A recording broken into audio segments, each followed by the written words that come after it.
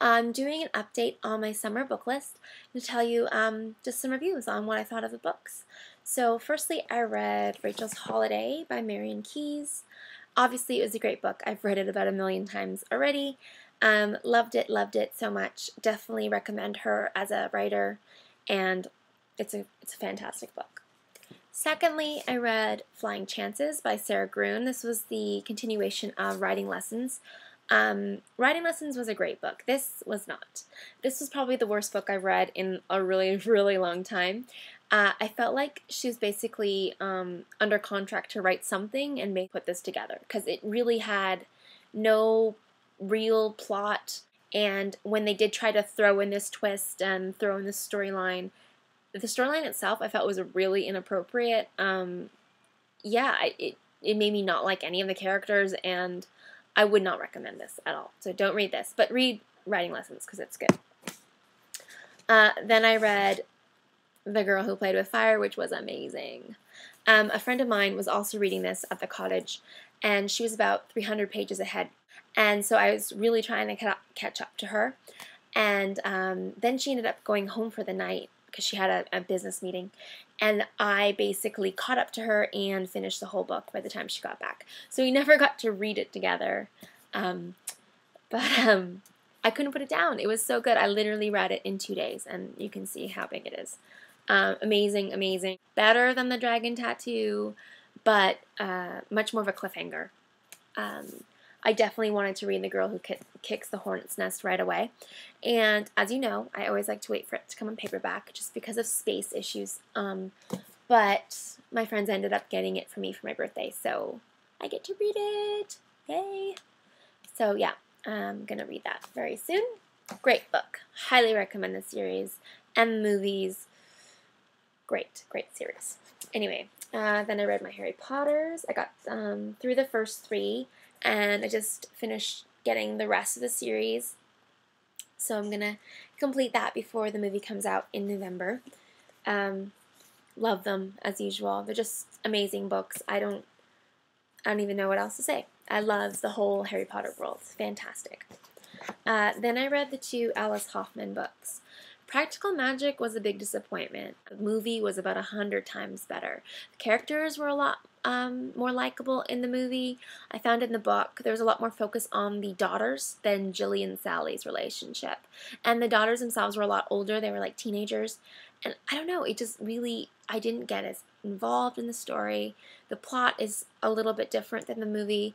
It just wasn't as good. If I hadn't seen the movie, I might have thought that this book was better. But having seen the film, I didn't like it. That said, Story Sisters was amazing. One of the best books I read in a really long time. It was very impactful for me. I had a real emotional reaction to this book. And it's basically about 3 sisters.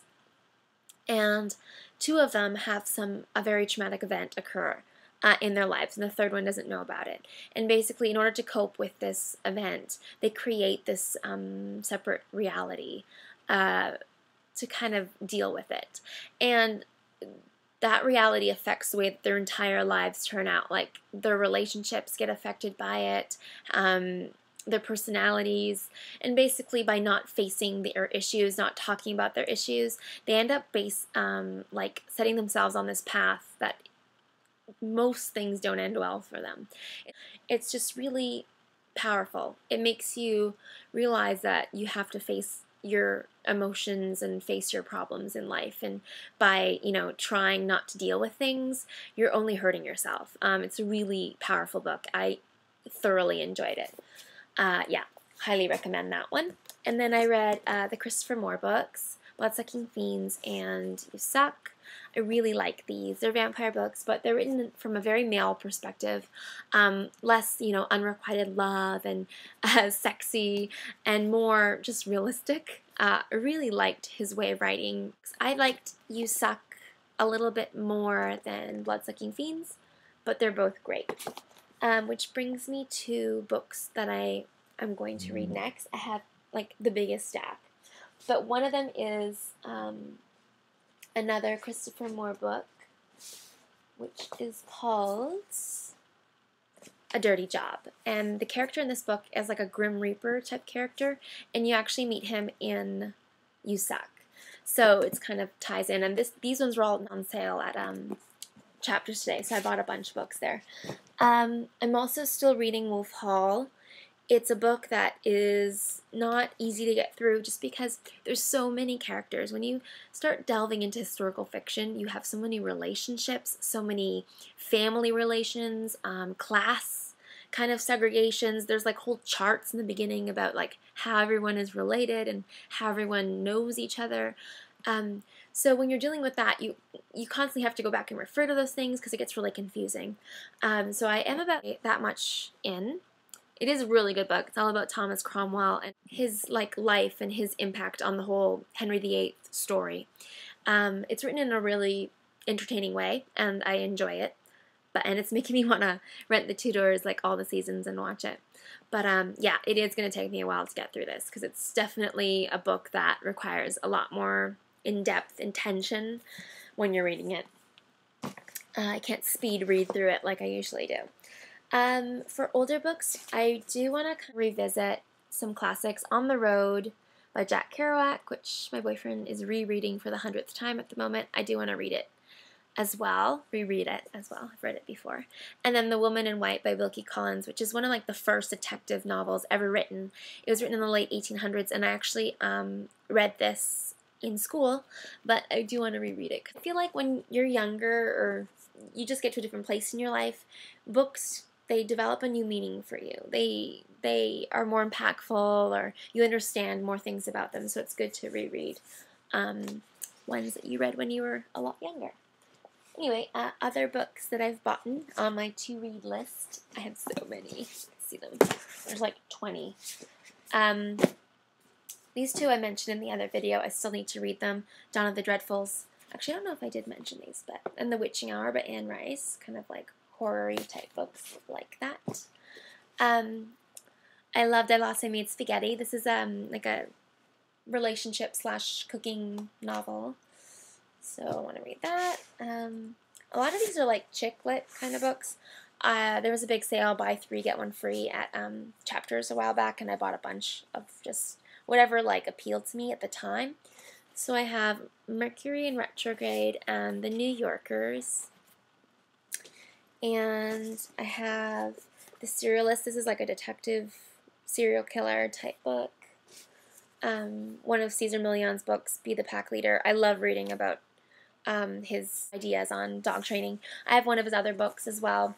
I think he's just so brilliant, and so yeah, I wanted to read more about that. And then this one is one I've been dying to read for the longest time, and it's called The Physical Book of Deliverance Dane. It's about like Salem, Massachusetts. It's by Catherine Howe, and this is the book I'm going to bring with me to New York when I'm on my 10-hour bus ride. I will be reading this.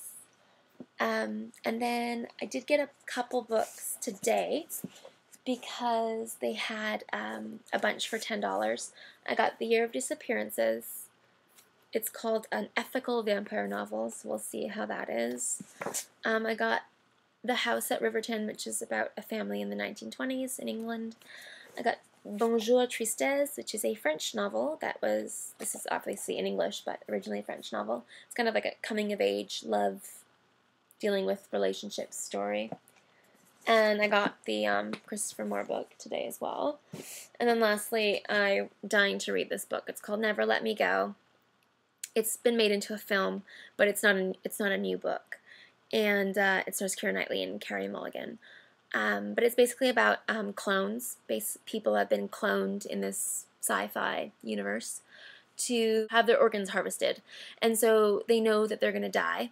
And just that kind of reality of knowing that you don't really have a life. But you still have emotions, and you still fall in love, and you still feel things, and how they deal with that. So I think that's really interesting. So that one's on my list too. Anyways, that's everything. Please leave comments below and tell me your picks, what I should read, what your favorite books are, because I always love to hear it. Yeah. Bye guys. Thank you.